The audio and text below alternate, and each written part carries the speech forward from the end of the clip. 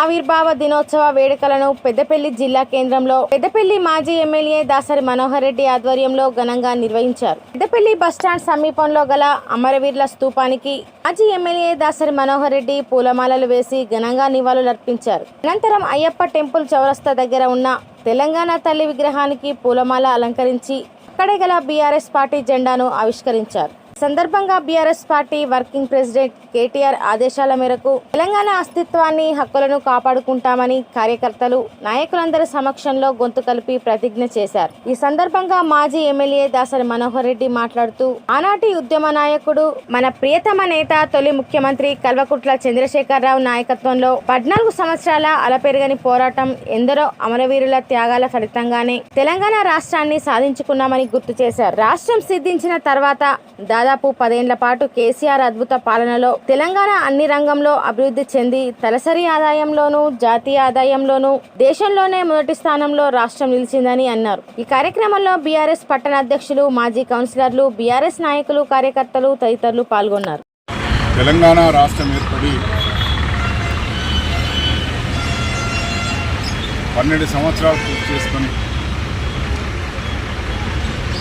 నూతన వసంతంలోకి మళ్ళీ అడుగుతాం.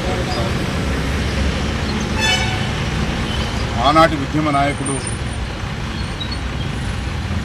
మన ప్రీతమ నాయకులు, తొలి తెలంగాణ ముఖ్యమంత్రి శ్రీ కల్వకుంట్ల చంద్రశేఖరరావు గారి నాయకత్వంలో 14 సంవత్సరాలు అలుపెరగని పోరాటం చేశారు.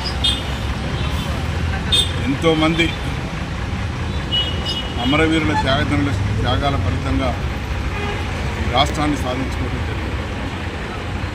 రాష్ట్రం సాధించుకున్న తర్వాత దాదాపు 10 సంవత్సరాలు కేసీఆర్ గారి నాయకత్వంలో ఈ రాష్ట్రం అన్ని రకాలుగా అభివృద్ధి చెంది దేశంలో ఉత్తమమైన రాష్ట్రంగా తలసరి ఆదాయంలో కానీ, జాతీయ ఆదాయంలో కానీ అన్ని రాష్ట్రాలకు మిన్నగా ఉన్నటువంటి రాష్ట్రం ఈ 2.5 సంవత్సరాల కాలంలో తిరిగి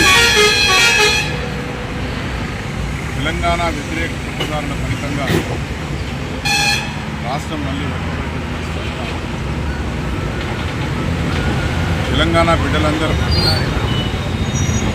తెలంగాణ రాష్ట్ర ఏర్పాటు చేస్తున్న ప్రతి ఒక్కరూ మనం ఆలోచించాల్సిన సమయం వచ్చింది.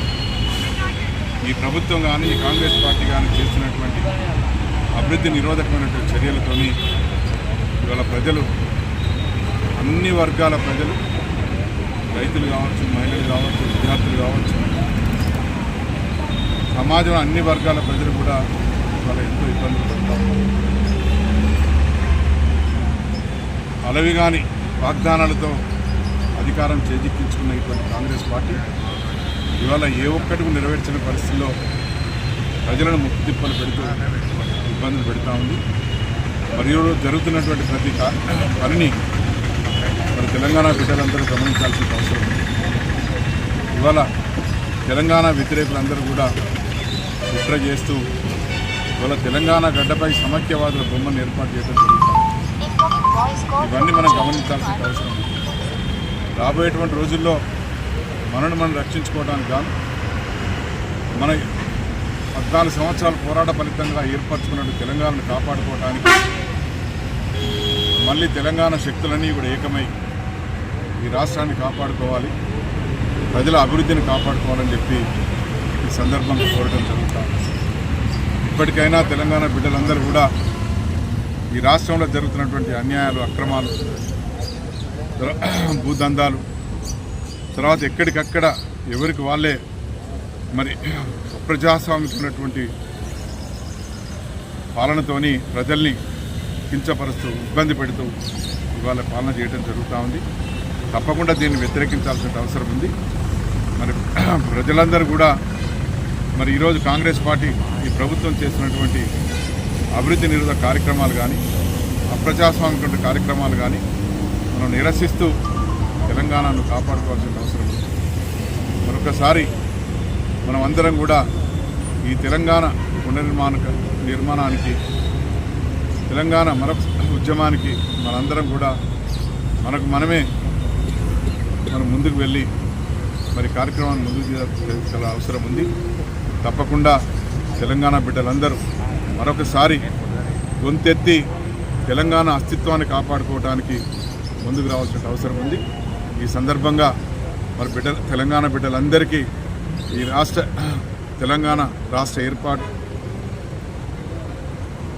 శుభాకాంక్షలు తెలియజేస్తూ తెలంగాణను కాపాడుకోవడానికి మనమే పునరంకితం అవుదామని చెప్పి ప్రతిజ్ఞ చేస్తూ మనమందరం కూడా ఈ తెలంగాణను రక్షించుకోవాలని, తెలంగాణ తల్లి ఆశయాలు నెరవేర్చుకోవాలని చెప్పి కేసీఆర్ గారి నాయకత్వంలో మనమందరం తిరిగి మళ్ళీ ఈ తెలంగాణ అభివృద్ధి కొరకు తెలంగాణ రాష్ట్రం మన అస్తిత్వాన్ని కాపాడుకోవడానికి మనమందరం ముందుకెళ్లాలని చెప్పి కోరుతూ జై తెలంగాణ.